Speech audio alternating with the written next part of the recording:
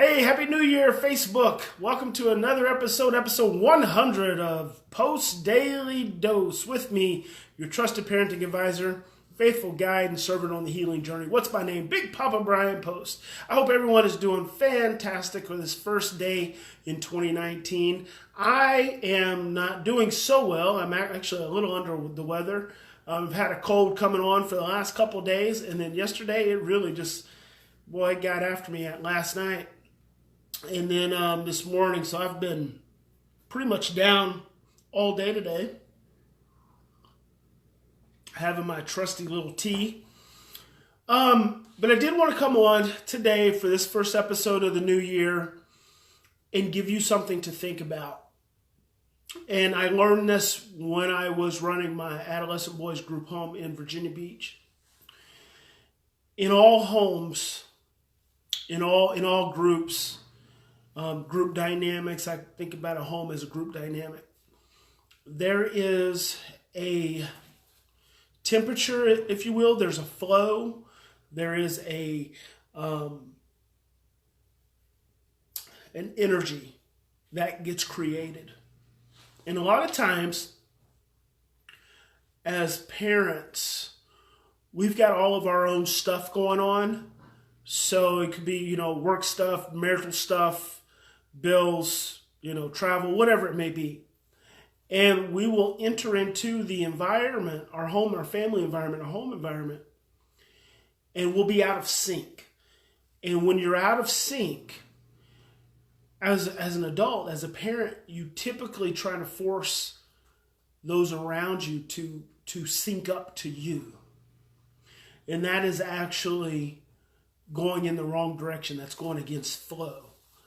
And so the one thing that you can do that changes everything is be willing to give in to the pace and to the energy and to the temperature that is already established in the home, in the group dynamic with your child. So if your child so there's a lot of conflict that happens between parents and children when your child moves into a certain state and you want them to move out of it.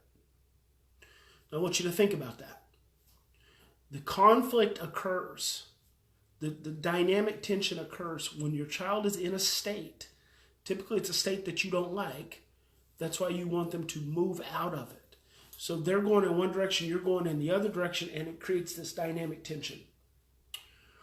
What if, and I just want you to think about this, what if instead of trying to get your child out of the state, you just gave into the state? So they move into a place of stress and negative behaviors and they're going this way.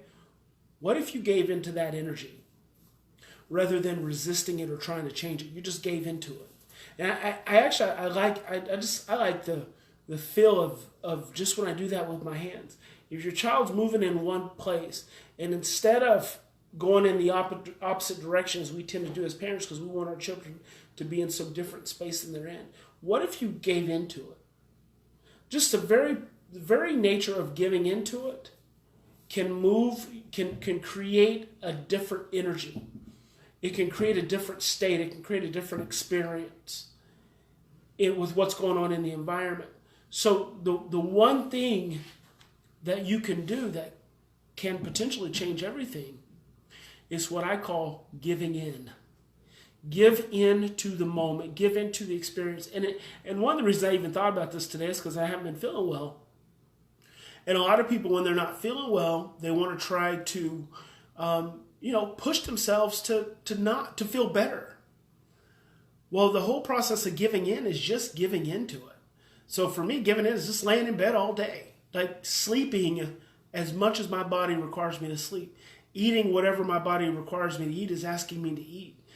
And just doing nothing that is going to create a demand against the energy and of the flow of the direction my body's trying to go. You can do the same thing with your child.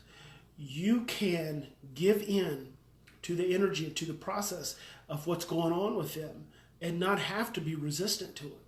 So what does that look like if your child gets angry, they get aggressive?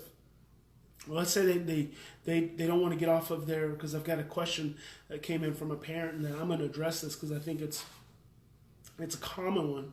The child doesn't want to get off of their electronics. What if instead of resisting and trying to force them off of the electronics, you gave into it? And what would giving into it mean? Well, it could mean, and see, this is what's important, because fear only says fix it. Love says create the environment and maintain the relationship to allow it to fix itself. Fear says fix it. Love says create the environment and maintain the relationship to allow it to fix itself. So what if you sat down beside your child and said, okay, well, show me what you're playing. Show me the characters. Let's get into it. And you just gave into it. What if you just really gave into it and you put your cell phone down? You didn't worry about your favorite show that's going to come on at 8 o'clock.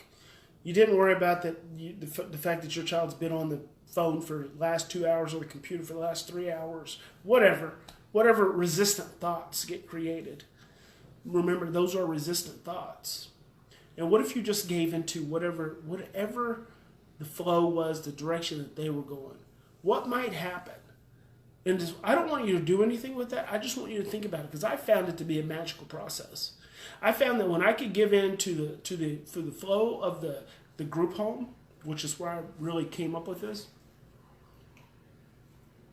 everything changed. But anytime I brought my executive director cap, my CEO cap, my business owner cap, my boss cap into the home, which comes with all of its responsibilities for staff and employees and bills and everything else, then I try to make the kids conform to me. But when I conform to them, when I conform to their energy state, things really change. So, food for thought.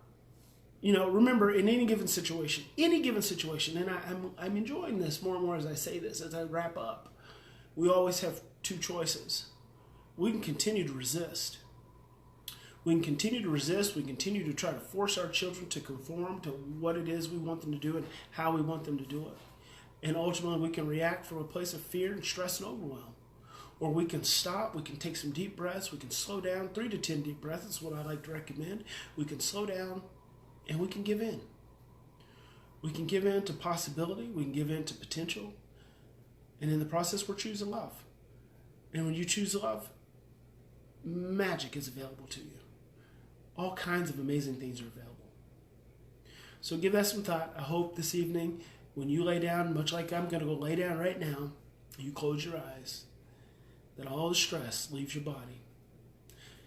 That when you wake up in the morning, you feel revised, re-energized, reinvigorated, renewed, and ready to make 2019 the best year ever.